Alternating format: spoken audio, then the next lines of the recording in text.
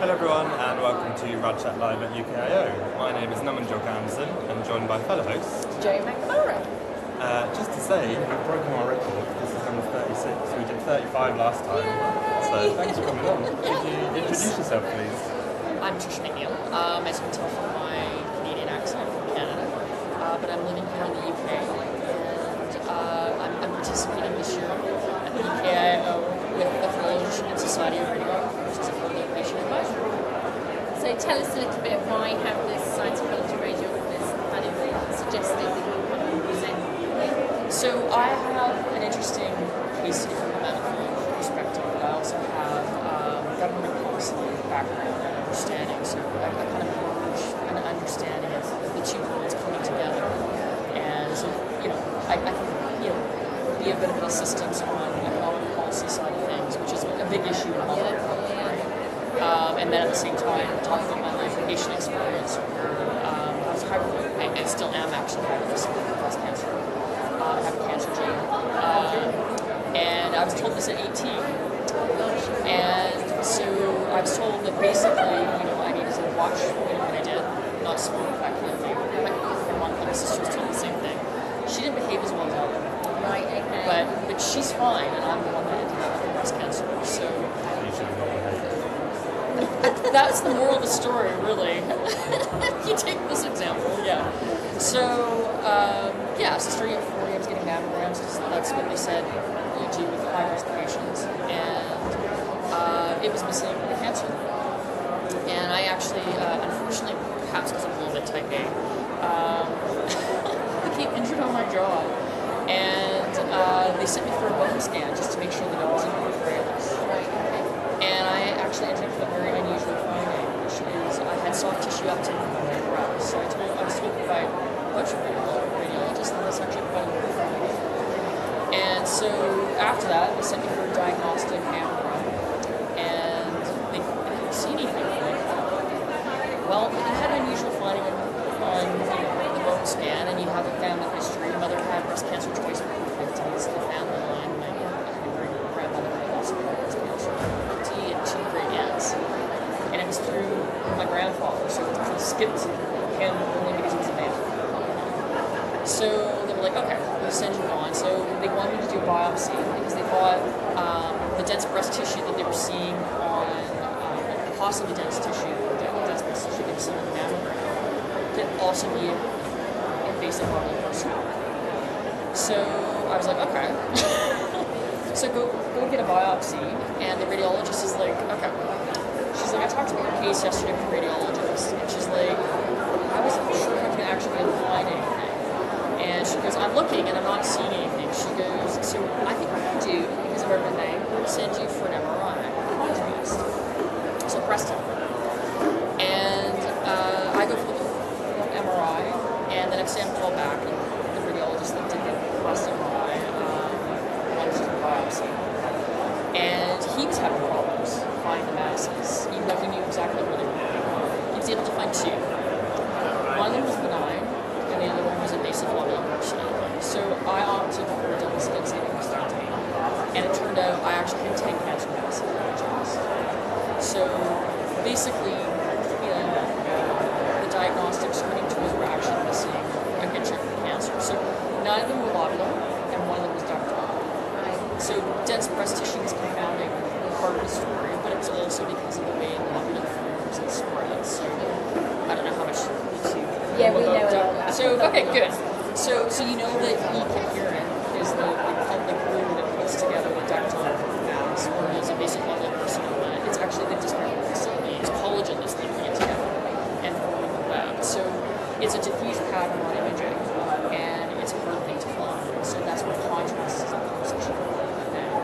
And I'm actually looking to see if we can find any of the companies that are doing the estrogen,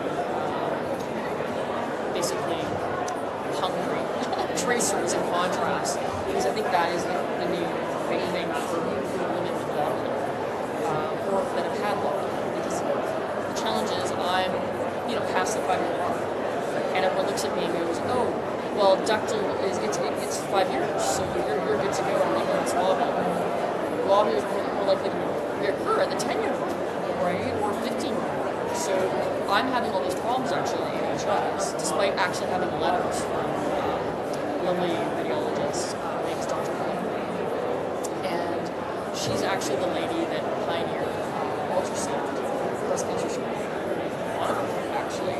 And so she looked at my file and looked at my history. She's like, at year 5, said, you need annual breast MRIs and contrast. And so I've been having a problem getting that to happen in the UK. And I'm actually now starting to show symptoms of spread. And I'm still having challenges with this. So it's kind of And it shouldn't be like that, should it? Where you have to advocate for yourself. And something that Naman and I always say on the podcast is the fact that, you know, you're highly educated, you know, you're confident enough to maybe articulate yourself to a consultant. And for, you know, general public, that may not be the case where they don't advocate for themselves and that they do hit a wall or some resistance and go, okay, then that's fine. And that can be really frustrating as part of the system. yeah, so it's kind of like if I wasn't so knowledgeable about this and wasn't intimidated, because I actually in the last this person is I believe a general surgeon. If I see before you see the breast surgeon, she didn't actually really explain herself. She wrote a letter, I kind of looked her up, and that's what she said. She actually laughed at me when I talked to her about the recommendation from Dr. Coleman, which I was like, in this area, you're doing the breast surgeon, you should have some background on, you know, healthy figures. Human being. Yeah, so there was a laugh, so huge dismissal of it. I then went back and had to hunt to find the secretary of the breast surgeon at the hospital, and she got back to me, and I actually had a conversation and saying I don't think she actually understood what I was saying. She was having problems understanding. I think English not being her first language and me having a Canadian accent was helping. She kept looking to the nurse to try to understand, so she missed a lot of my file, and she missed that there's a genetic cancer. She missed that the MRI wasn't actually breast MRI.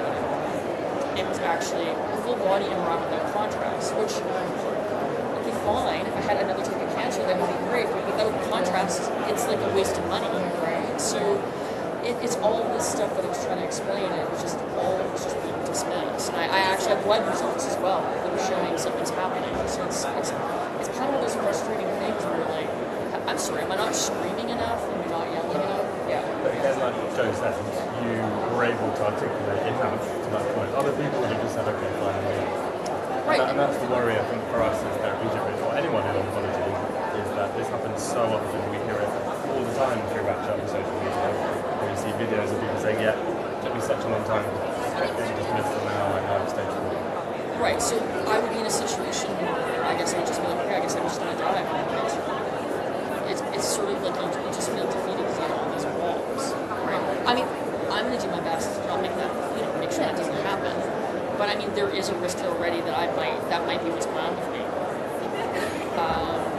There are other women that I'm in a group with, and some of them are stage 4. And one of them has a very similar history to mine. She's older than me, oncology nurse, so we're both reasonably knowledgeable on the subject matter. And this is an issue with lobbying.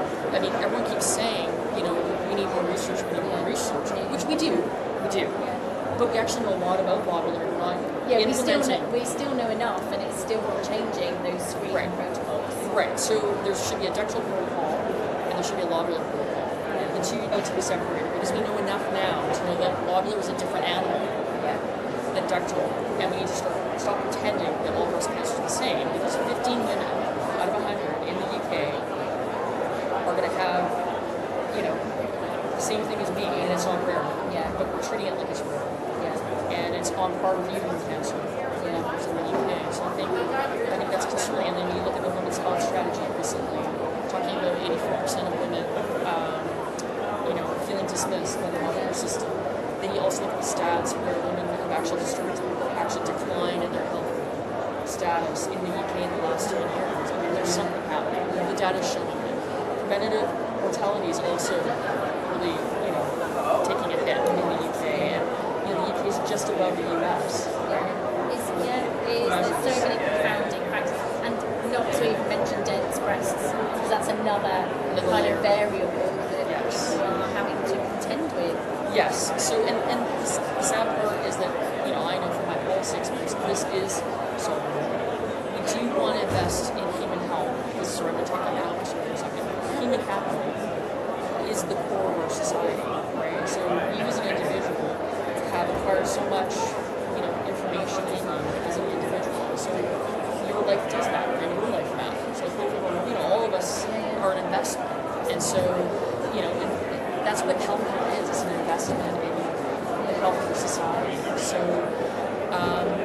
you know, if we stop looking at it as being, you know, how many of these scans didn't reveal anything, and say, this scan didn't reveal anything because we used the wrong diagnostic tool, and maybe there's something else. Because let's be honest, how many of us want to go into a doctor's office and just be absolutely nobody does. It's not fun. They're going to do things just we don't like, right? It's generally the consequence. So it's not most people's choice. It's not Disneyland.